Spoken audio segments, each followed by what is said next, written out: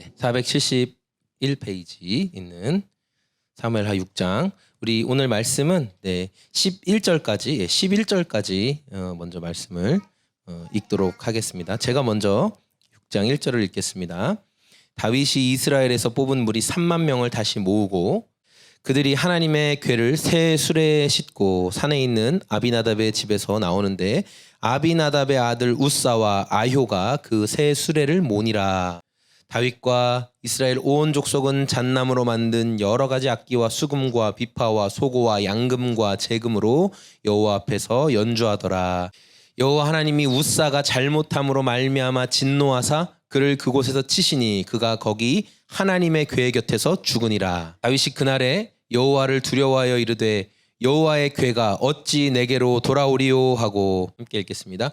여호와의 궤가 가드 사람 오베데돔의 집에 석 달을 있었는데 여호와께서 오베데돔과 그의 온 집에 복을 주시니라. 아멘. 지난주 나눴던 그 사도행전 말씀의 연장선상이라고 보시면 될 것 같아요. 우리가 지난주 나누었던 사도행전 말씀의 연장선상인데 우리가 지난주 살펴본 말씀은 어떤 말씀이었냐면은 초대교회가 서로 자신들의 물질을 나누면서 사람들에게 칭찬받고 굉장히 명예스러운 그런 모습이었는데 그 가운데 아나니아와 삽비라 부부의 어떤 행동으로 인해서 초대교회의 그 명예가 실추될 수 있는 상황이 벌어졌던 것을 여러분 기억하실 거예요.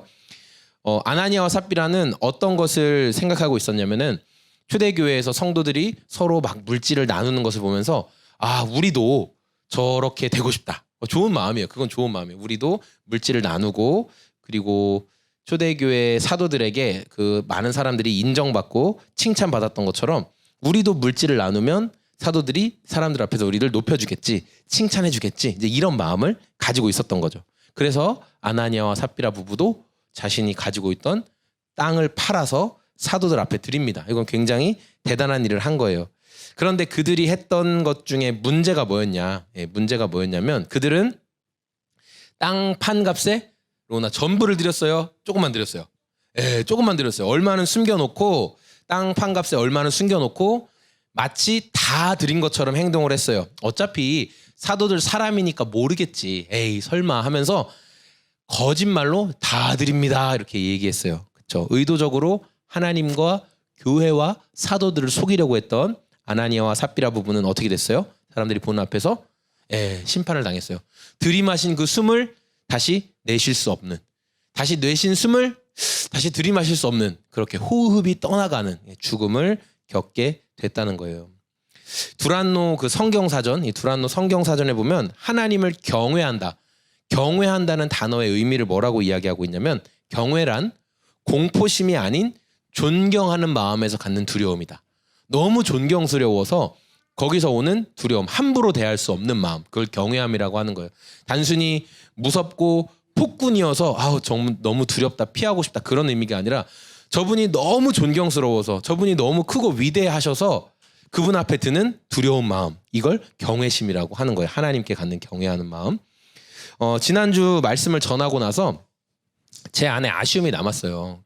물론 항상 설교자는 제가 볼 때 설교자가 딱 설교를 마친 다음에 와 나는 완벽하게 전했다 이러면 이제 주님이 바로 데려가셔야 될 것 같아요. 그런 사람은 바로 데려가실 거예요. 대부분은 다 왜 이렇게밖에 못했지? 하나님이 주신 그 어떤 말씀의 감동을 내가 더 잘 풀어서 설명을 했어야 되는데 라는 항상 아쉬움이 남아요. 항상 아쉬움이 남고 왜 이렇게밖에 못했을까 항상 아쉬움이 남는데 지난주 제 안에 남았던 아쉬움은 뭐냐면 아나니아와 삽비라 부부가 그 하나님의 심판을 받게 된 그 가장 중요한 것은 하나님을 경외하는 마음이 없었기 때문이다. 행위로는 똑같았잖아요. 자기가 가지고 있는 물질도 팔았죠. 사도들 앞에 드렸죠. 행동은 다 똑같았어요. 근데 그들이 하나님을 속이고 사도들을 속이고 교회를 속이려고 했던 이유는 뭐냐면 하나님 두려워하는 마음, 그러니까 경외하는 마음이 없었던 거예요. 어차피 모를 거야. 하나님 눈에 보이지도 않잖아. 이런 마음으로 했었던 거였던 거죠. 그래서 저는 하나님 경외하는 마음을 내가 좀 더 다루었어야 되는데 라는 마음의 아쉬움이 있었어요. 그 뒤에 한 주일 동안 계속 말씀 묵상을 하면서 하나님이 이 다윗이라는 인물이 하나님을 경외하는 마음이 어떻게 회복됐는지 언약의 궤를 옮기는 그 과정을 통해서 말씀해 주셨어요. 그래서 오늘 저는 그 부분을 좀 같이 우리가 사무엘하 6장을 통해서 나누려고 하는 거예요. 사울 왕이 죽은 뒤에 이스라엘의 초대 왕은 사울이었습니다. 첫 번째 왕으로 사울이 뽑혔고 사울 왕이 죽은 뒤에 이스라엘이 12개의 지파가 있었거든요. 12개의 지파가 있었는데 그중에 유다 지파만이 먼저 다윗을 당신이 우리의 왕입니다 하면서 다윗에게 기름을 부어서 왕으로 삼아 주었어요. 그럼 12지파에서 한 지파가 빠졌으니까 몇 지파가 남았을까요? 오, 맞아요. 12 빼기 1은 11이죠. 그럼 11지파는 여전히 사울 편이었어요. 그러니까 여전히 사울 가문, 사울 편에 붙어 있었던 사람들이었어요. 그러니까 다윗이 유다를 중심으로 왕으로 세워지고 그리고 사울 편에서는 이스보셋이라는 사울의 자녀 중에 하나가 왕으로 세워졌어요. 그러니까 이스라엘이라는 큰 원래 사실은 12개의 한 나라에서 지금 왕이 2명이 생긴 거죠. 그러니까 하늘 아래 2개의 태양이 있을 수 있나요? 없나요? 없죠. 그러니까 계속 다윗 가문과 사울 가문이 계속 전쟁을 하게 된 거예요. 다윗과 사울 가문과. 그런데 중요한 건 하나님이 사울은 버리고 다윗은 왕으로 삼으셨잖아요. 네. 그래서 하나님께서 다윗 가문을 계속 강하게 해주셨어요. 그래서 어떻게 됐냐면 사울은 결국 몰락하고 나머지 11지파도 다윗에게 우리의 왕이 되어 주십시오 이렇게 이야기를 하게 됐어요. 그래서 다윗이 12개의 지파의 통일된 왕이 된 거죠. 다윗은 그렇게 통일 왕이 됐어요. 하나님이 계속 은혜를 베풀어 주셔서 다윗에게는 아들들도 많이 태어났어요. 자녀, 왕자들이 많이 태어났다는 건 다음 세대를 이을 자들이 있었다는 그런 말씀이죠. 그렇게 왕위도 견고해지고 싸울 때마다 이스라엘을 그렇게 괴롭히던 블레셋과의 전쟁에서도 이기고 다윗 가문은 점점 강해졌는데 다윗의 마음 가운데 한 가지 계속 걸리는 게 있었어요. 뭐냐면 나는 이렇게 백향목으로 만든 멋진 궁궐에 사는데 하나님의 언약의 궤는 여전히 저 멀리 변방에 떨어져 있다. 이 언약의 궤를 다시 모셔오고 싶다라는 다윗 가운데 마음이 들었어요. 하나님의 임재를 상징하는 그 언약의 궤, 뭐 두 돌판과 아론의 쌍난 지팡이와 하나님이 광야에서 내려주셨던 만나가 들어있는 그 하나님의 약속이 들어있는 그 언약의 궤. 이건 하나님이 우리와 함께 하신다는 그 임재를 상징하는 거거든요. 자, 그런데 이 언약의 궤가 어디 있었냐면 기럇 여아림이라는 지역이 있었어요. 기럇 여아림. 이 기럇 여아림은 예루살렘에서 한 14km 정도 떨어져 있는 곳에 있었어요. 거기에서 70년간이나 머물고 있어요. 70년간. 왜 언약의 궤가 이스라엘의 중심이 아니라 그 외곽에 떨어져 있게 되었냐면은 엘리 대제사장, 다윗 더 이전에 엘리 대제사장 시절에 이스라엘이 블레셋과 전쟁하는데 수세에 밀리니까 어떻게 했냐면 언약의 궤를 가져가자. 언약의 궤가 있으면 전쟁에서 이길 거야. 그러면서 언약의 궤를 함부로 전쟁터에 가져갔다가 언약의 궤를 뺏겼어요. 언약의 궤를 빼앗겨 버렸어요. 그리고 블레셋 사람들이 언약의 궤를 가져갔는데 그들이 이스라엘의 신을 우리가 사로잡았다 이러면서 좋아하면서 다곤이라는 블레셋의 신전에 놓아뒀거든요. 근데 하루가 지났더니 다곤 신들이 바닥에 엎드려 있고 목도 부러져 있고 손도 부러져 있고 막 이런 일이 계속 벌어지니까 블레셋의 제사장들이 이스라엘의 신을 우리가 데리고 있을 수가 없다. 너무 무섭다 이스라엘의 신이. 그래서 돌려보냈어요. 그래서 그때 갔던 곳이 이제 기럇 여아림이라는 곳으로 가게 됐던 거죠.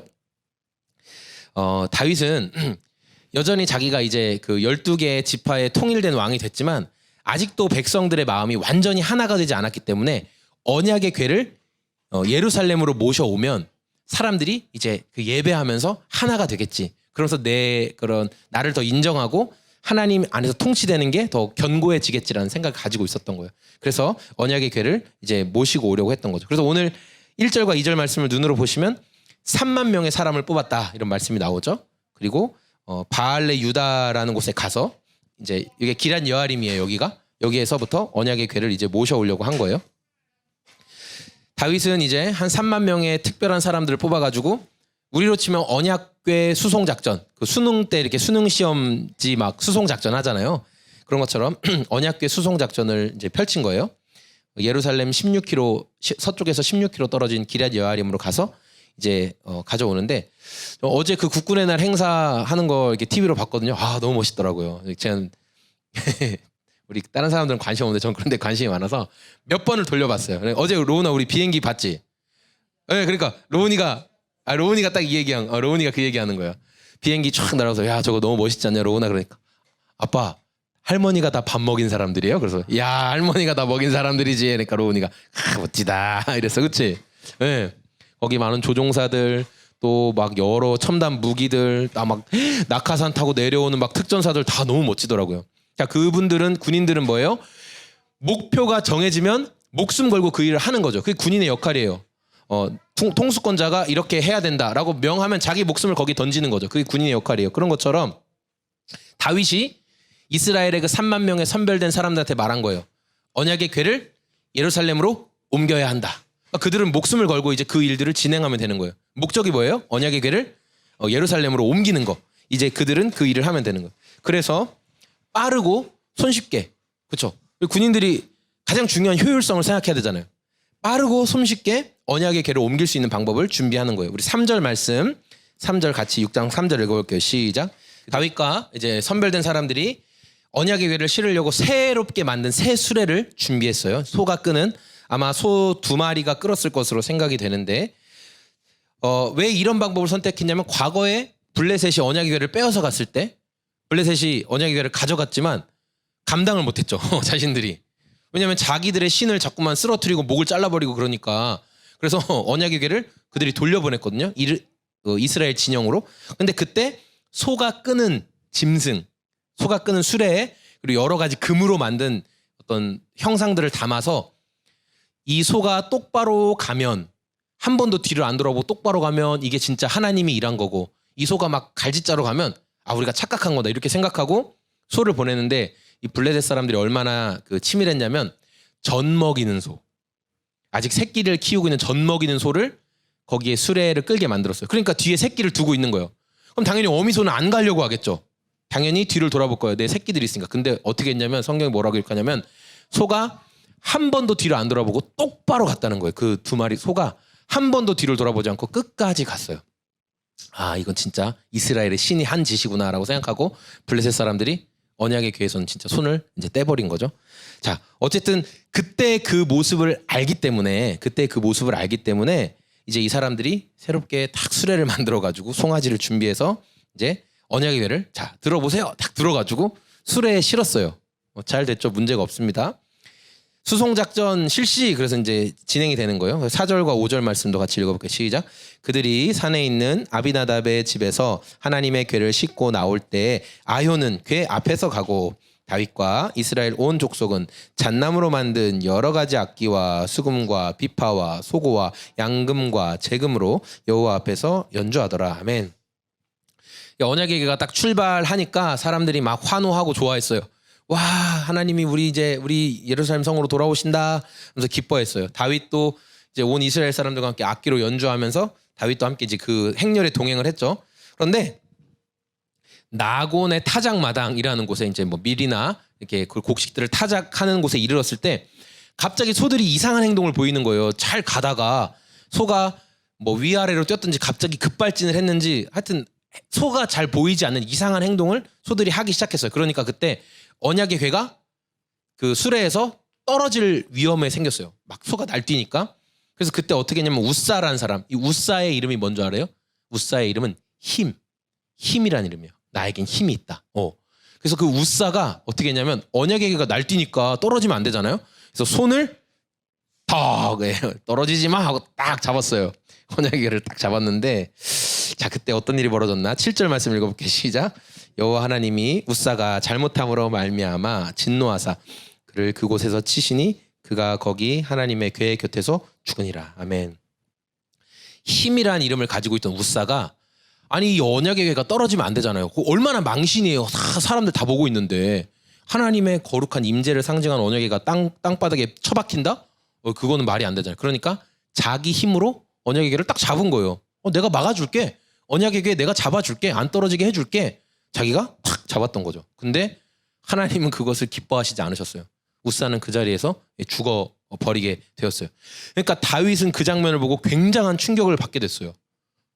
언약의 궤를 옮기려고 나는 좋은 마음으로 했는데 이게 제대로 안 되는구나. 그러면서 언약의 궤 이동 작전 다 철수. 실패했어요. 다윗은 굉장한 고민에 빠졌어요. 이게 하나님께서 원하시는 방법이 아니었나? 그리고 언약의 궤는 어떻게 됐냐면 오벳에돔이라는 사람 집으로 돌아가게 됐어요. 거기서 이 사람이 레위 족속이었거든요.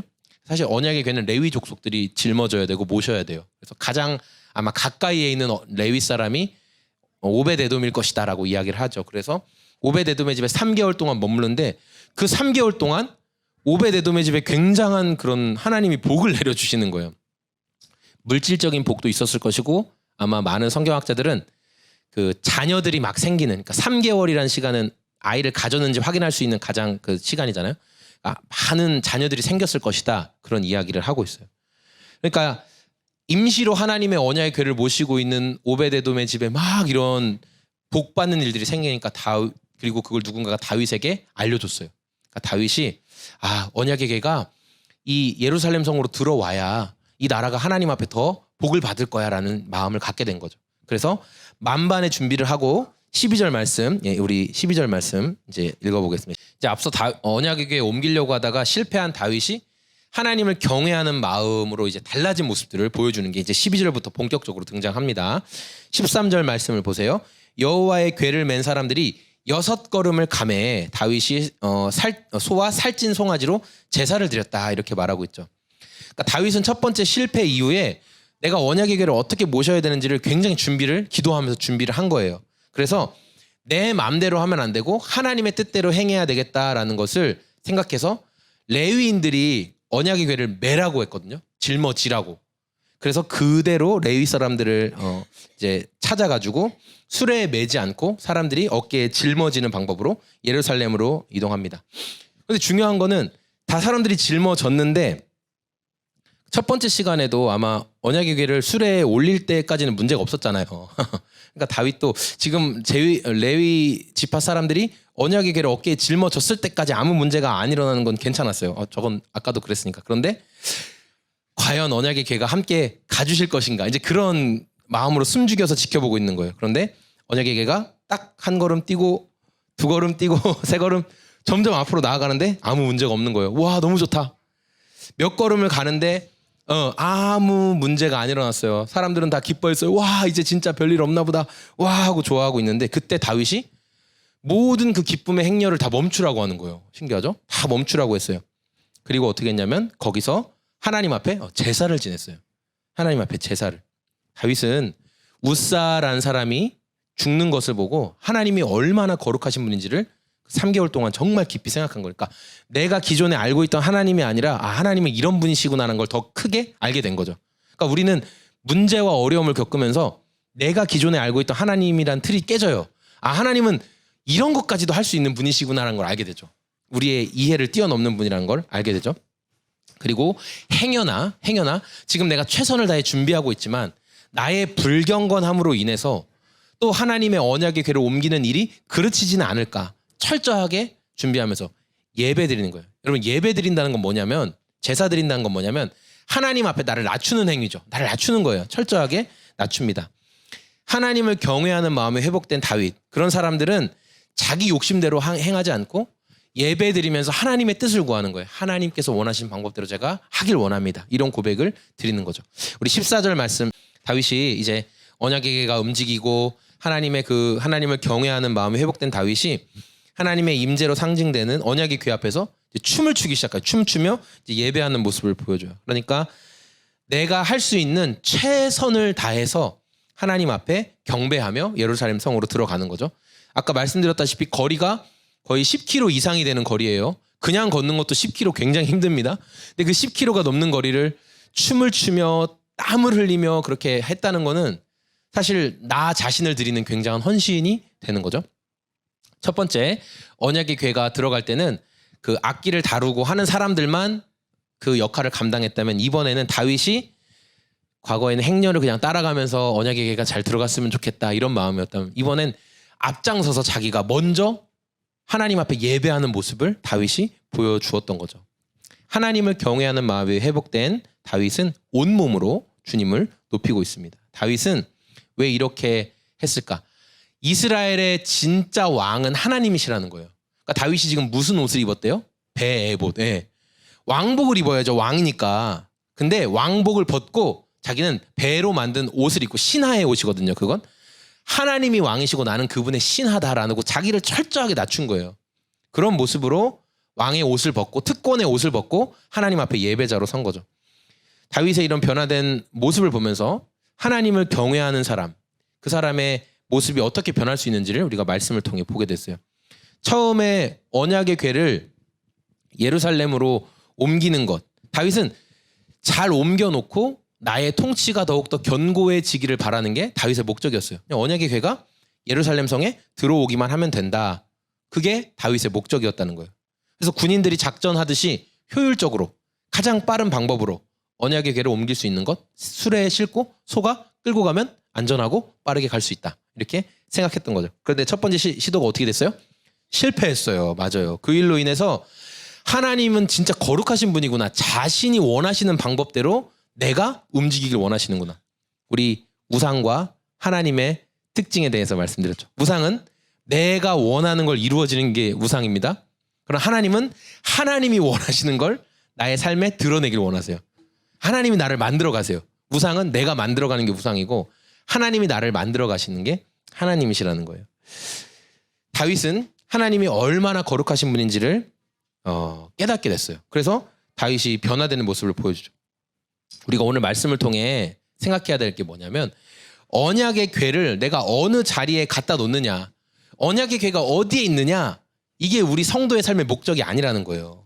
우리 삶의 목적은 뭐냐면 우리 삶의 모든 과정을 통해서 하나님이 원하시는 게 무엇인가, 하나님을 경외하는 마음을 우리가 가져야 된다는 거죠. 언약의 궤를 손으로 딱 붙잡았던 우사, 땅판 그 값을 얼마는 감춰놓고 사도들을 속이려고 했던 아나니아 부부의 모습을 보면서 목적만 이루면 되지, 우사도 언약의 궤가 떨어지지 않고 예루살렘 성에 잘 가면 되지, 그 목적. 아나니아와 삽비라 부부도 교회에 그냥 헌금만 얼마든 하면 되지라는 목적만 생각했어요. 목적만 놓고 보면 아무 문제가 없죠. 그러나 하나님 어떤 분이세요? 과정이 중요하다는 거예요. 그 과정 속에 네가 하나님 경외하는 마음이 있냐 없냐를 하나님께서는 더 중요하게 보신다는 거예요. 우리가 이 말씀을 통해서 하나님 경외하는 마음을 가지고 있는지를 봐야 될 것 같아요. 그래서 사무엘상 16장 7절에 이런 말씀이 있어요. 여호와께서 사무엘에게 이르시되 그의 용모와 키를 보지 말아라. 내가 이미 그를 버렸다. 내가 보는 것은 사람과 같지 아니하니 사람은 외모를 보거니와 나 여호와는 중심을 보느니라. 하나님은 중심, 하나님 경외하는 마음이 있냐 없냐를 더 중요하게 보신다는 거죠. 오늘 설교를 이제 마무리하려고 하는데요. 다윗이 막 춤추면서 예루살렘 성으로 들어가요. 앞장서서 들어가요. 그때 사울의 딸, 다윗의 아내였던 미갈이 다윗에게 경멸과 조롱이 담긴 말을 해요. 우리 16절 한번 읽어볼까요? 16절 말씀, 16절 시작. 여호와의 궤가 다윗 성으로 들어올 때 사울의 딸 미갈이 창으로 내려보다가 다윗 왕이 여호와 앞에서 뛰놀며 춤추는 것을 보고 심중에 그를 업신여기니라. 성경은 의도적으로 이 미갈이라는 여인에 대해서 사울의 딸이라는 걸 계속 강조하고 있어요. 그럼 무슨 말이에요? 망해가는 집안이라는 거예요. 망해가는 집안. 그런데 미갈이 하나님 경외하는 마음이 있었을까요? 없었을까요? 없었겠죠. 없었죠. 성도님들 너무 잘 알고 계세요. 사람은요, 우리 마음에 있는 게 결국 입 밖으로 나오거든요. 그러니까 우리 마음에 어떤 마음을 품고 있느냐가 결국 입 밖으로 나와요. 아무리 꾹꾹 억누르려고 해도 내가 마음속에 그 마음을 계속 품고 있으면 결국 나와요. 미갈이 하나님을 경외하는 마음이 없다 보니까 다윗이 지금 하나님을 경외하면서 자기 그 옷 속살이 막 보일 정도로 그 에봇 옷을 입고 막 춤추고 하는 것들을 보면서 하나님을 경외하지 않으니까 자기의 남편인 다윗을 경멸하는 마음이 생겼대요. 그건 다윗을 경멸한 게 아니라 결국 하나님을 경멸하는 마음이죠. 그러니까 이 숨겨놓고 꾹꾹 참았던 말이 결국엔 다윗을 보자마자 툭 하고 터져 나오게 된 거예요. 그러면서 무슨 말이냐면 당신이 임금인데 채통머리 없이 어떻게 그렇게 다른 백성들과 신하들의 아내들이 다 보는데 당신의 속살을 다 보여줍니까? 우리로 치면은 어떻게 그렇게 옷을 그렇게 그지같이 입고 할 수 있습니까? 당신 왕인데. 미갈은 공주였잖아요. 공주. 그러니까 왕으로서의 그런 어떤 특권 이런 걸 굉장히 누리는 걸 좋아했어요. 초대 왕의 딸이었으니까. 그런데 미갈은 그 마음 가운데 자신의 특권을 내려놓지 못하고 하나님을 경외하는 다윗을 경멸하는 모습을 보여줬던 거죠. 근데 하나님을 경외하는 마음이 회복된 다윗이 자기의 가장 가까운 아내가 이렇게 모욕한 거잖아요, 사실은. 그런데 뭐라고 말해요? 미갈에게 21절과 22절 말씀 제가 새 번역 성경으로 읽어드릴게요. 눈으로 한번 보세요. 다윗이 미갈에게 대답하였다. 그렇소. 내가 주님 앞에서 그렇게 춤을 추었소. 주님께서는 그대의 아버지와 그의 온 집안이 있는데도 그들을 마다하시고 나를 뽑으셔서 주님의 백성 이스라엘을 다스리도록 통치자로 세워주셨소. 그러니 나는 주님을 찬양할 수밖에 없소. 나는 언제나 주님 앞에서 기뻐하며 뛸 것이요. 22절 내가 스스로를 보아도 천한 사람처럼 보이지만 주님을 찬양하는 일이라면 이보다도 더 낮아지고 싶소. 다윗이 이렇게 고백했다는 거예요. 그러니까 네가 지금 나를 경멸하고 조롱해도 나는 하나님 경외하기 때문에 상관없다는 거예요. 난 괜찮다는 거예요. 하나님이 영광을 받으신다면 네가 뭐라고 말해도 나는 상관없다. 나는 이보다 더 낮아진다 할지라도 하나님 경외하는 내 마음을 포기하고 싶지 않다라고 다윗이 고백했죠. 오늘 말씀은 준비는 안 했지만 우리 그 23절 마지막 말씀 한번 볼게요. 23절 그러므로 사울의 딸 미갈이 죽는 날까지 그에게 자식이 없으니라. 예. 하나님을 조롱하고 경멸했던 그러니까 그 마음을 버리지 않으니까 결국 입 밖으로 나왔죠. 그러니까 미갈에게 하나님이 내리신 심판이 뭐였냐면 미갈이 자녀를 낳지 못했다는 거예요. 두 가지가 있어요.